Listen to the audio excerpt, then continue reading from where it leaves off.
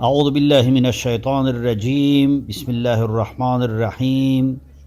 في جنات يتساءلون عن المجرمين ما سلككم في سقر قالوا لم نكن من المصلين ولم نكن نطعم المسكين وكنا نخوض مع الخائضين وكنا نكذب بيوم الدين حتى أتانا اليقين فما تنفعهم شفاعة الشافعين فما لهم عن التذكرة معرضين.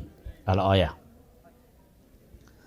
باز هم به سلسله بحث ما که اسلام دین عطوفت و مهربانی است، امشب از قضا امام ما در مسجد این آیت کریمه را خواند، این آیت کریمه را از سوره المدثر خواند و به زبان ترجمه کرد و تفسیر کرد که ما زبانش نمیفهمیدیم. خوب ما آیت فهمیدم. خواستم با یک کلیپی که از ختم تراویح در مسجد بگیرم و اینجا آیت همراه شما شریک بسازم. وقتی که در جنت یا در بهشت، اهل بهشت از اهل جهنم پرسان میکنه که چی چیز شما را با آتش جهنم آورد، یعنی چی چیز باعث شد که شما اینجا آمدین یا در جهنم رفتین. میگه اونا جواب میتن بسیار مختصر و واضح، میگن قالوا لم نکن من المصلین، میگویند که ما در دنیا نماز نمیخواندیم. و دلیل دومش هم میگن که ولم نکن نطعم المسکین، میگه ما برای مسکین ها، برای بیچاره ها کمک نمیکردیم، یاری و همرسانی نمیکردیم به بیچاره ها و به گریسنگان. و دیگه گناه ما همی بود که و کنا نخوض مع الخائضین، و میگه ما هم صحبت کسایی میشدیم که اونها به ضد دین، به ضد ایمان، به ضد اسلام، به ضد پیامبر، به ضد قرآن صحبت میکردن. میگه این دلایلی بود که ما به دوزخ آمدیم. و دلیل آخری را میگه که و کنا نکذب بیوم الدین، و ما کسانی بودیم که به روز آخرت تکذیب میکردیم. میگفتیم این جنت و بهشت و این چیزها دروغی بیش نیست، این گپایی است که ملاها خودشان ساختن یا دیندارا خودشان ساختن.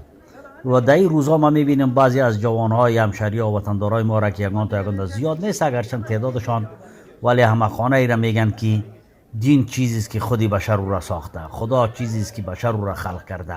و همین حال حاضرم در یک گروه یک بحث داشتیم با یک کسی که یک وقت عمامه یا لنگی روحانیت به سر میکرد و دنبال اسلام یا به ضد اسلام تبلیغ میکنه و پیروانی مثل پیروان شفیع عیار و دیگر گمراهانی که به نام زبان و قوم و تاریخ و نمیفهمم زردشت و کی میخواهند که این دین تخریب بکنن و به ضد دین مبارزه میکنن. و در شبکه‌های اجتماعی میبینیم که بسیار از کسایی است که با اونا هم صحبت میشوند و بیشتر همین کسا را ما دیدم که واقعا نماز هم نمیخوانند.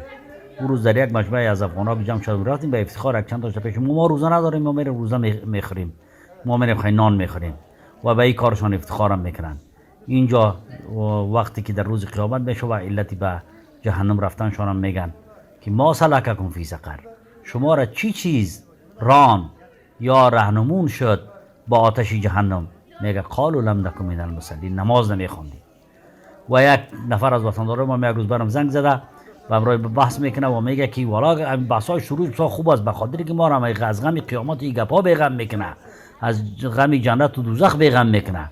ببینید خداوند در قرآن کریم چی میگه که نماز نمیخوندیم، با بیچارگان و با یتیم ها و با فقرا کمک نمیکردیم و همراه کسانی هم صحبت میشدیم و جر و بحث میکردیم یا در مجالس از اونها میبودیم که اونها با ضد دین سخن میگفتن و علاوه بر این ما به روز قیامت تکذیب میکردیم و وی را دروغ میپنداشتیم. خداوند همه ما شما را از این نجات بده و اگر کسانی که گمراه شدن و این عادات دارن با چی بکنن؟ از این راه بر بگردن و هدایت شوند. آمین یا رب العالمین.